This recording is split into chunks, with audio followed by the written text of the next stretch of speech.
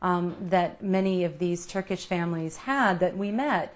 And that is meaningful work for women. I think that we forget sometimes our ideas of transformation can become so grand and so large scale that we forget the value of a child. And I never underestimated for a moment when I saw a woman look at her child, or an older woman reflect on how she was contributing to her family now that maybe her children had become more independent and maybe are at school themselves. But that was always valued, and it was also valued by the men that we met. And I would also say that the women that were working outside the home also had support and encouragement, and it was meaningful to see. And again, we need to allow each woman to discern in her own heart how it is that she's going to live her life of service and faith, and how she is going to make that meaningful. Wrapping up of this educational part, I'd like to ask if it's any important to you that the Gulen's leading or advice of educational activities within the concept of achieving a world peace and contributing to the world's future. I think Mr. Gulen's efforts in the educational system and educational models is critical for peacemaking in our world. And I wish that we had something similar. I think our education needs to, in the United States, needs to have a dimension of looking toward the world with an appreciation and love for diversity, and to realize that we do have a responsibility in our education systems to teach openness to other people, other cultures, other faiths, to foster world peace and peace in our backyards. So moving into the interfaith dialogue, intercultural dialogue, and others, I'd like to start with what's the source of, or what's the reason of prejudices for interfaith or intercultural dialogue? What do you think the source is? I think the resistance to interfaith dialogue or intercultural dialogue comes in part by people fearing that if they affirm the truth in another tradition or in another culture, that somehow diminishes the truth that they find in their own culture or religious tradition. I think it stems from a too narrow understanding of truth, that truth somehow isn't big enough to accommodate different expressions of it. And as my work as a pastor, that's where I see the fear that somehow if my Muslim neighbor has a true and living faith, then somehow is something wrong with mine. There tends to be that somehow if I deny others their truth and their expressions of faith, then that somehow strengthens mine.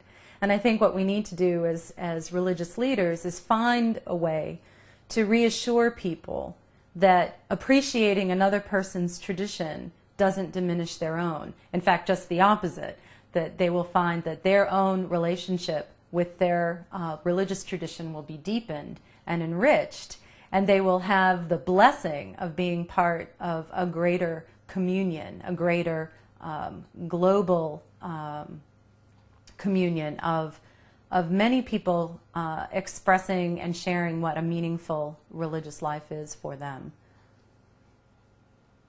So, speaking about 9/11, was it any effect to your understanding of Islam? Is it changed your Islam view? I think after 9/11, I was deeply saddened, obviously, by the tragedy that had taken place, the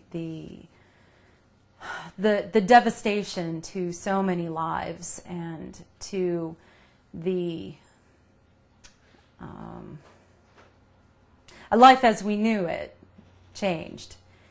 I think I was equally deeply saddened, though, to see around me this lashing out and this almost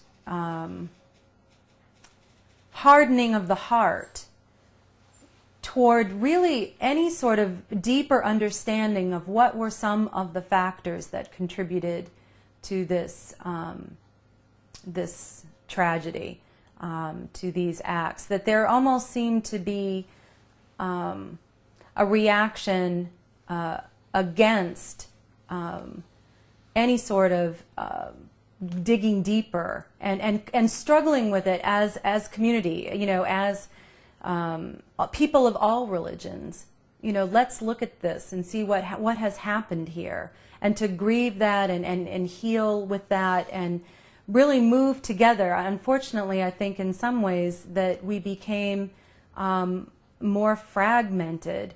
And I think there's been positive things that have happened since then. I think that as time has gone on and as other things, in the world have happened, that we have been moved in a direction where many of us are feeling that we have to do more to overcome these divisions and overcome the hardness of heart that would prevent us from seeing how any religion can become hurtful, and what are those warning signs. And I know a lot of scholars are doing work on that, a lot of religious leaders are doing work on that, and how can we as different people of different religious traditions come together and say that no matter what our tradition is, we will not accept intolerance or extremism or violence in whatever tradition that we have.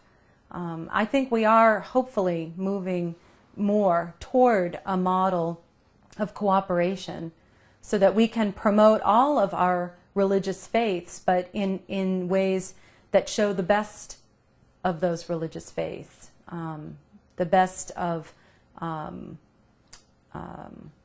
the love of God and love of neighbor, however we understand that.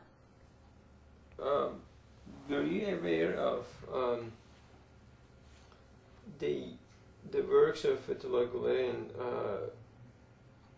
in terms of the anti-violence, anti-terror calls, in that relating to the dialogue efforts? What do you think of Gulen's works of helping into the universal peace?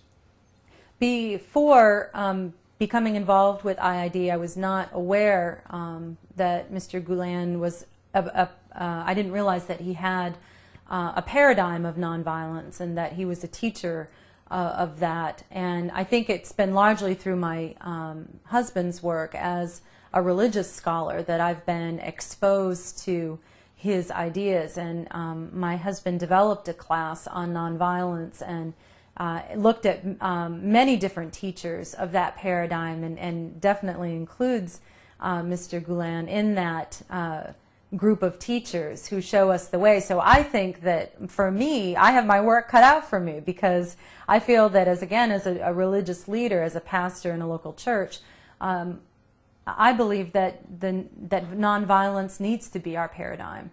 And I hope that as I continue to educate myself, that Mr. Gulen's thought will be deeply enriching and helpful to me in my work.